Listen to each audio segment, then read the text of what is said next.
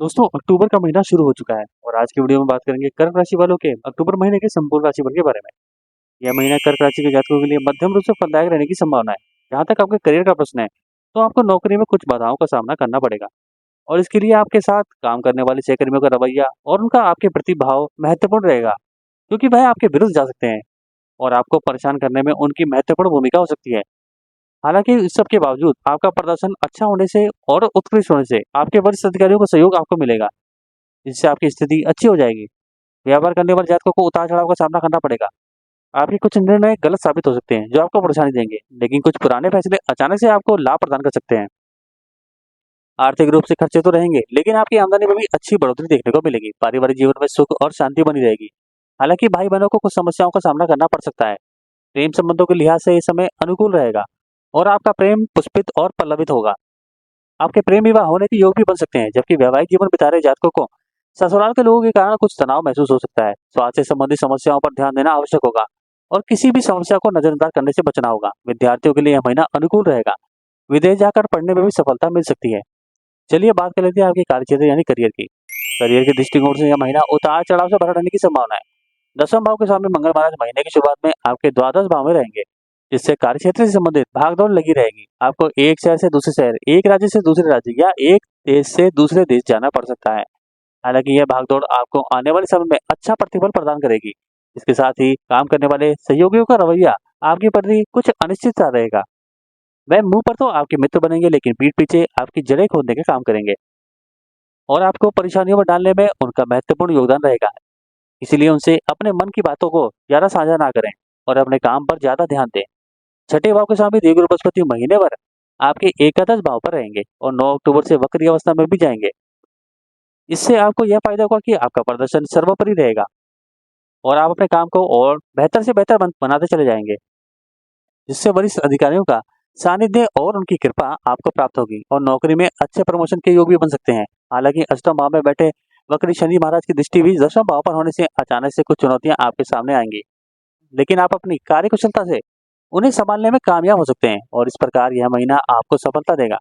महीने का उत्तरार्ध अपेक्षाकृत अधिक अनुकूल रहने की संभावना है। शुक्र महाराज की दृष्टि महीने की शुरुआत में दशम भाव पर रहेगी, जिससे आपको खुद को हल्का महसूस करके अच्छा काम करने में सफलता मिलेगी। व्यापार करने वाले जातकों को चुनौतियों का सामना करना पड़ सकता है।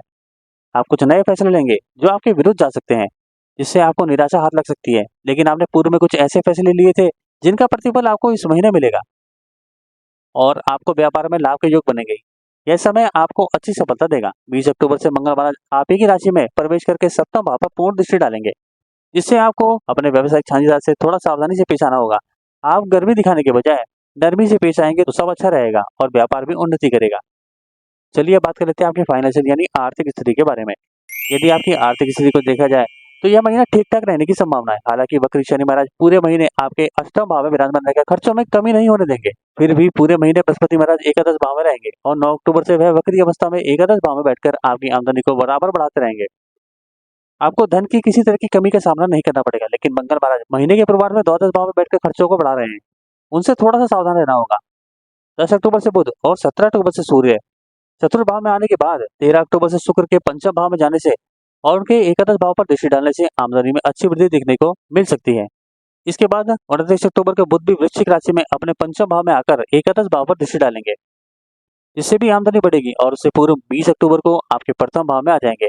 इस प्रकार महीने के उत्तरार्ध में खर्चों में कमी होगी और आमदनी में बढ़ोतरी होगी, जिससे आपकी आर्थिक स्थिति बेहतर बन सकती है। चलिए बात कर लेते हैं आपकी हेल्थ यानी स्वास्थ्य की। यह महीना स्वास्थ्य के दृष्टिकोण से वैसे तो अनुकूल रहने की संभावना है, फिर भी आपको कुछ समस्याओं पर ध्यान रखना होगा। वक्री शनि महाराज पूरे महीने आपके अष्टम भाव में विराजमान रहेंगे, जिससे किसी बड़ी बीमारी के पनपने का खतरा रहेगा। इस स्थिति से बचने के लिए आपको अपनी स्वास्थ्य समस्याओं को नजरअंदाज करने से बचना होगा। छोटी से छोटी समस्या पर भी ध्यान दें और आवश्यक होने पर चिकित्सक से संपर्क करें, जिससे कोई बड़ी समस्या न बढ़ पाए। महीने की शुरुआत में केतु, बुध और सूर्य आपके तीसरे भाव में विराजमान रहेंगे और उन पर देवगुरु बृहस्पति की दृष्टि भी होगी और मंगल महाराज भी उसी भाव को देखेंगे। इससे आपके कंधों में दर्द, गले में दर्द और कान आदि में दर्द की समस्या या इन्फेक्शन हो सकता है। ये छोटी छोटी समस्याओं को नजरअंदाज ना करें और अपने स्वास्थ्य पर नजर बनाए रखें। महीने के उत्तरार्ध में जब बुध और सूर्य तीसरे भाव से निकल जाएंगे, तब कुछ हद तक आपको इन समस्याओं में कमी महसूस होगी और आपका स्वास्थ्य सुधरने लगेगा। चलिए बात कर लेते हैं आपके प्रेम और वैवाहिक जीवन की। यदि आप किसी प्रेम संबंध में हैं, तो आपके लिए यह महीना अनुकूलता लेकर आएगा। पूरे महीने बृहस्पति महाराज आपके पंचम भाव पर दृष्टि डालते रहेंगे, जिससे आपका प्रेम विकसित रहेगा। आप एक दूसरे पर भरोसा कर पाएंगे, एक दूसरे को जिम्मेदार मानेंगे और एक दूसरे के प्रति अपनी जिम्मेदारी का निर्वाह करेंगे तथा अपने रिश्ते को बराबर समय देंगे। एक दूसरे के प्रति संजीदा होकर अपने रिश्ते को बराबर सम्मान देकर आप अपने प्रेम जीवन को विकसित करने में कामयाब रहेंगे। आप जिससे प्रेम करते हैं उनसे प्रेम विवाह के रूप में बदलना चाहते हैं तो उसके लिए भी यह महीना अनुकूलता लेकर आएगा। आपकी कोशिशें कामयाब रहेंगी और प्रेम विवाह करने में सफलता मिल सकती है तथा आपके रिश्ते की बात पक्की हो सकती है। शुक्र महाराज 13 अक्टूबर से पंचम भाव में आकर आपके प्रेम संबंधों को और मजबूत बनाएंगे और उसमें रोमांस को बढ़ा देंगे।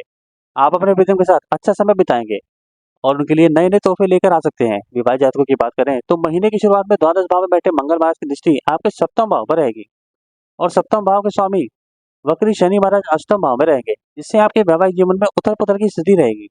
केवल देवगुरु बृहस्पति महाराज की दृष्टि सप्तम भाव पर होने से कुछ समस्याएं समझ जाएंगी, लेकिन आपके ससुराल पक्ष के सदस्यों का व्यवहार अनुकूल न होने के कारण और उनके कड़वा बोलने के कारण आपको निराशा होगी और इससे आपके रिश्तों में भी तनाव बढ़ सकता है। 20 अक्टूबर से मंगल कर्क राशि में आकर यानी कि आप ही की राशि में आकर सप्तम भाव को देखेंगे, जिससे वैवाहिक जीवन में थोड़ा तनाव बढ़ सकता है। इसलिए आप भी कुछ चिड़चिड़े हो जाएंगे और इससे बनती हुई बातें बिगड़ सकती हैं, इसलिए आपको संभलना होगा। बृहस्पति महाराज भी वक्री अवस्था से आपके सप्तम भाव को देखते रहेंगे, जिससे चुनौतियों के बावजूद आप कोई ना कोई रास्ता निकाल लेंगे। इससे हर समस्या का सही समय पर समाधान हो जाएगा और आपका वैवाहिक जीवन धीरे धीरे ही सही लेकिन पटरी पर लौट आएगा। यदि आप संतान प्राप्ति की इच्छा रखते हैं तो आपकी यह इच्छा इस महीने पूरी होने की संभावना बन रही है। चलिए बात कर लेते हैं आपकी पारिवारिक स्थिति के बारे में। यह महीना पारिवारिक तौर पर ठीक ठाक रहने की संभावना है। महीने की शुरुआत में चतुर्भाव के स्वामी शुक्र महाराज चतुर्भाव में विराजमान रहेंगे और दसवें भाव के स्वामी मंगल महाराज द्वादश भाव में रहेंगे। पारिवारिक मामलों में सुख और शांति बनी रहेगी। दूसरे भाव पर वक्री शनि की दृष्टि होने के कारण कुटुंब के मामलों में कुछ समस्याएं रह सकती हैं, लेकिन आपके परिवार का माहौल अच्छा रहेगा। परिवार के सदस्यों को स्वास्थ्य लाभ होगा। महीने के उत्तरार्ध में सूर्य और बुध आपके चतुर्थ भाव में आ जाएंगे और शुक्र पंचम भाव में प्रवेश कर जाएंगे। इससे भी परिवार में आपकी पकड़ मजबूत होगी। परिवार के सदस्यों के बीच आपसी सामंजस्य बेहतर बनेगा। परिवार का माहौल अनुकूल हो जाएगा और परिवार के सदस्यों के बीच चल रहे तनाव में कमी आएगी। महीने का पूर्वार्ध आपके भाई बहनों के स्वास्थ्य और जीवन के लिए अधिक अनुकूल नहीं कहा जा सकता, क्योंकि इस दौरान उन्हें स्वास्थ्य समस्याएं पीड़ित कर सकती हैं और उन्हें अपने जीवन में कुछ चुनौतियों का सामना करना पड़ेगा।